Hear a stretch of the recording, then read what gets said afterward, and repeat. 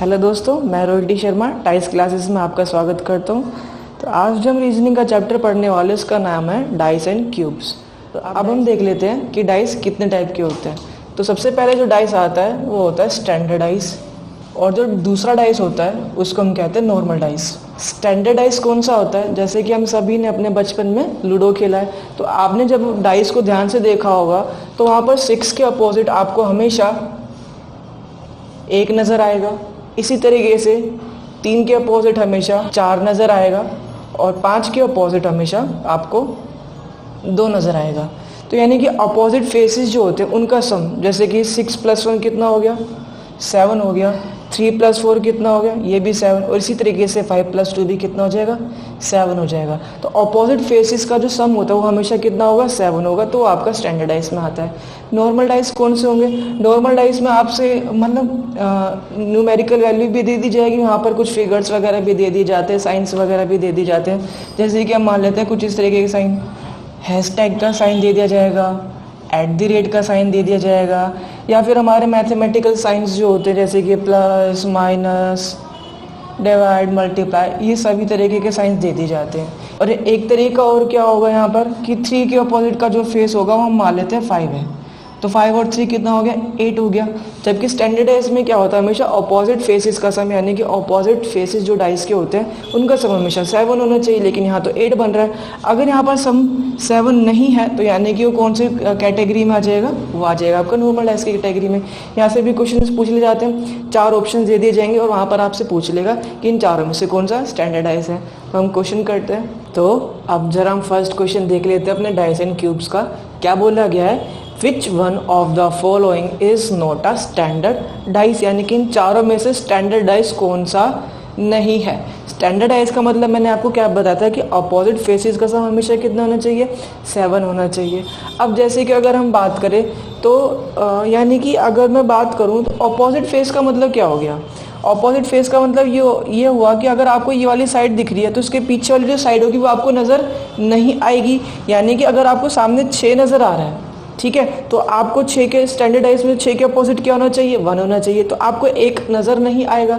आप अगर उसको डाइस को ऐसे करके ध्यान से देखेंगे, ठीक है, थोड़ा सा टिल्टेड भी कर लेते हैं, जैसे कि यहाँ पर थोड़ा सा हमने क्या करा है, डाइस को घुमाया है, तो आपको सिर्फ 3 फेसेस दिख रहे हैं। तो जो अगर हम 1 लेते हैं तो 1 के सामने क्या होगा? 1 होगा, और वो जो 1 है आपको नज़र नहीं आएगा। ये तो हो गया स्टैंडर्डाइज। अगर स्टैंडर्डाइज नहीं होगा तो क्या होगा? आपको 6 है, अगर 6 तो 6 के आसपास कहीं, जैसे कि हम यहाँ 6 मान लेते हैं, 6 के आसपास कहीं में अगर 1 नज़र आ गया तो वो नॉर्मल डाइस की कैटेगरी में आ जाएगा, यानी कि स्टैंडर्डाइज नहीं है।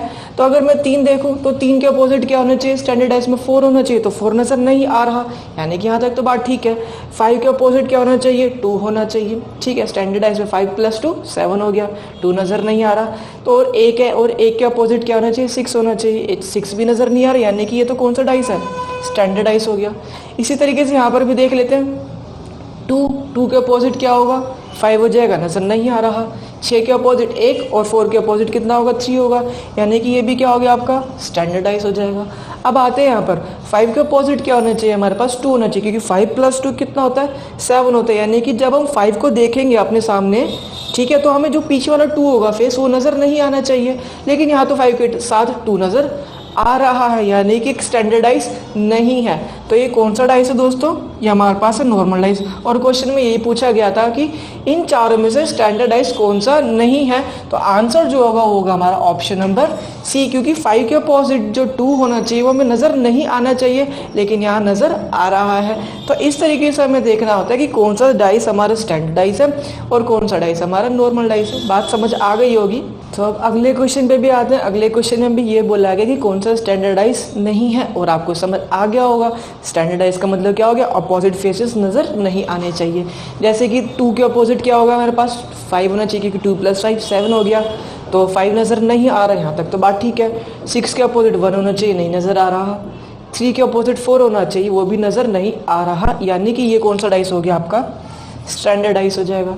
2 के अपोजिट 6 नहीं है, सॉरी 2 के अपोजिट 5 डाइस में नज़र नहीं आ रहा। 1 के अपोजिट 6 नज़र नहीं आ रहा। इसी तरीके से 4 के अपोजिट 3 होना चाहिए, वो भी नज़र नहीं आ रहा, यानी कि कौन सा स्टैंडर्ड? ये है हमारे पास स्टैंडर्डाइज है। 3 के अपोजिट 4 नहीं है, 5 के अपोजिट 2 नहीं है, 6 के अपोजिट 1 नहीं है, यानी कि ये भी हो गया स्टैंडर्डाइज। लास्ट में आते हैं 6 के अपोजिट 1, और यहाँ पर तो हमें 6 के साथ में 1 नज़र आ रहा है, यानी कि कौन सा डाइस हो गया, स्टैंडर्डाइज नहीं है, तो ये आपका नॉर्मल डाइस है। तो आंसर क्या होगा यहाँ पर, ऑप्शन नंबर डी हो जाएगा। हाँ जी, तो अब आपको जो है नॉर्मल डाइस और स्टैंडर्डाइज दोनों के बीच का जो डिफरेंस है वो समझ आ गया होगा। स्टैंडर्डाइज का मतलब क्या होगा, जब अपोजिट फेसेस का सम 7 होता है। नॉर्मल डाइस में कुछ भी होगा, आपका साइंस दे दी जाएंगे, मैथमेटिकल साइन दे दी जाएंगे, या फिर जो अपोजिट फेसेस का सम होगा वो 7 नहीं हो रहा होगा। तो अब हम डाइस के अगले टाइप पर बढ़ते हैं। यहाँ पर जैसे कि एक डाइस है, डाइस को 2 अलग अलग पोजीशन से देखा जा रहा है, ठीक। तो आपको बताना है यहाँ पर कि अगर 5 टॉप पर है तो इसके बॉटम में क्या है, यानी कि हमें ये बताना है कि 5 का जो अपोजिट फेस है वो क्या होगा।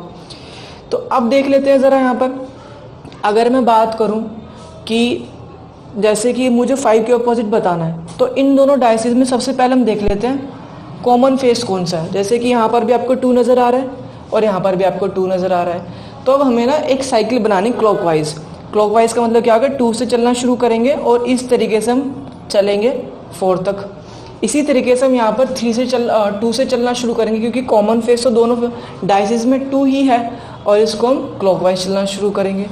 तो कैसे करेंगे, मतलब देखते हैं इस चीज़ का। तो सबसे पहले आपका आया 2, फिर आएगा 5, और फिर आएगा आपके पास 4, और यहाँ पर 2 आ जाएगा, फिर उसके बाद आ जाएगा 6, और फिर उसके बाद आ जाएगा आपके पास 3।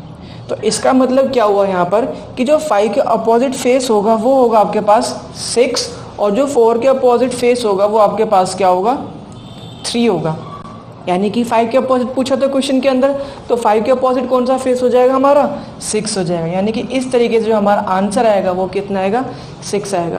ये तो अभी एक सिंपल सा टाइप है जिसके अंदर आपको सिर्फ 2 डाइसेस दिए गए हैं। अभी 3 डाइस भी आएंगे, फिर 4 डाइस भी आएंगे।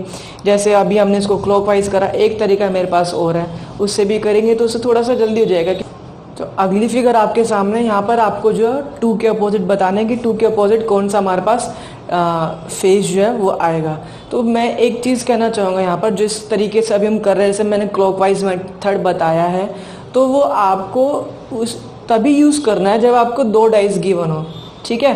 2 डाइस गिवन होंगे तब आप क्लॉकवाइज का मेथड यूज़ करेंगे, ज़्यादा जल्दी हो जाएगा। जब डाइसेस के नंबर जो 3 हो जाएंगे या फिर 4 हो जाएंगे, तब मैं एक तरीका और बताऊंगा, वहाँ पर वो ज़्यादा इफेक्टिव रहेगा, उससे जल्दी क्वेश्चन हो जाएगा। तो फिलहाल तो ये वाला करते हैं क्लॉक मेथड से अपना। तो हमें 2 के अपोजिट बताना, तो मैंने क्या बताया था आपको अभी, हमेशा एक कॉमन फेस देखेंगे। तो कॉमन फेस क्या है यहाँ पर, 3 है दोनों में, तो 3 से उठाएंगे और क्लॉकवाइज चलना शुरू करेंगे। यहाँ पर भी 3 से उठाएंगे और क्लॉकवाइज चलना शुरू करेंगे।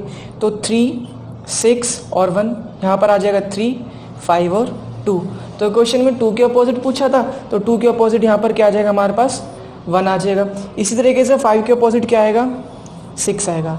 अब काफ़ी स्टूडेंट्स के दिमाग में ये आ रहा होगा कि हमने 6, 1, 5 और 2 के अपोजिट तो देख लिया, लेकिन 3 के अपोजिट 3 कैसे होगा। नहीं, 3 के अपोजिट 3 नहीं है। यहाँ पर क्या होगा, अगर वो 3 के अपोजिट पूछ भी लेता है तो हमें जो ऑप्शंस पर जाना पड़ेगा। ऑप्शंस वो कुछ इस तरीके के दे देगा, जैसे कि 6, 5, 2 और हम मान लेते हैं 4, कुछ इस टाइप के ऑप्शंस दे देगा, ठीक। अब आपने देखा कि 6 का अपोजिट तो 5 है, अगर वो क्वेश्चन में 3 के अपोजिट पूछ लेता है तो हमें ऑप्शंस की भी हेल्प लेनी पड़ेगी, क्योंकि 3 तो दोनों में 3 वाला जो फेस है वो दोनों डाइसेस में कॉमन है। 6 के अपोजिट 5 है, तो ये तो होगा नहीं 3 के अपोजिट। इसी तरीके से 5 के अपोजिट क्या है, 6 है, यानी कि 3 के अपोजिट 5 पॉसिबल नहीं है। 2 के अपोजिट क्या हमारे पास 1, तो 2 भी नहीं होगा, बचा गया सिर्फ 4, ठीक है। यहाँ पर कहीं 4 नज़र नहीं आ रहा, यानी कि 3 के अपोजिट जो फेस होगा वो हमारे पास क्या होगा, 4 होगा। तो इस तरीके से हमारा जो आंसर होगा 3 के अपोजिट का फेस वो क्या हो जाएगा हमारे पास, 4 होगा। तो 4 आपका उस टाइम आंसर होगा। तो समझ में आ गया होगा आपको कि अगर कॉमन फेस का वो अपोजिट फेस पूछता है तब हमें जो ऑप्शंस की हेल्प लेनी होगी। बाकी 3 तो कहीं ना कहीं अपोजिट के हमें मैच कर जाएंगे, जो हमने निकाले, जो एक बचा होगा ना वही हमारा आंसर होगा, ठीक है। तो अब हम आगे बढ़ते हैं। यहाँ पर ऑपोजिट बताना आपको 3 के अपोजिट क्या होगा। तो जब आप फिगर को देखेंगे तो आपको नज़र आ रहा है कि 3 ही एक ऐसा फेस है जो कि दोनों डाइस में कॉमन होगा, ठीक है। यानी कि हमें ऑप्शंस की हेल्प लेनी पड़ेगी यहाँ पर। तो 3 के अपोजिट 3 तो होने से रहा, और अगर आप थोड़ा सा बिना पेन पेपर के भी यूज़ करें तो यहाँ पर आपको दिख रहा होगा 3 अपनी फिक्स प्लेस पर है, यानी कि 4 के अपोजिट हो जाएगा 1, और इसी तरीके से 6 के अपोजिट क्या हो जाएगा, 2 हो जाएगा। तो यानी कि 1 जो 4 के अपोजिट ये कैंसिल हो गया, 2 जो है वो 6 के अपोजिट, ये भी कैंसिल हो गया, बचा के सिर्फ हमारे पास 5 बचा, यानी कि 3 के अपोजिट जो होगा वो क्या होगा हमारा 5 होगा। तो आंसर यहाँ से क्या हो जाएगा 5 होगा। तो अब अगले क्वेश्चन में हमसे किसके अपोजिट फेस पूछा गया है, 2 के अपोजिट पूछा गया है। तो अब यहाँ पर देखेंगे कॉमन क्या है, 3 है, और यहाँ तो आपको पेन उठाने की भी ज़रूरत नहीं, आपको दिख रहा होगा यहाँ पर 2 के अपोजिट क्या हो जाएगा 6 हो जाएगा। और अगर 5 के अपोजिट पूछता तो आंसर क्या होता 1, लेकिन फिलहाल तो उसने 2 के अपोजिट पूछा, तो 2 के अपोजिट जो आंसर होगा वो कितना होगा हमारे पास 6।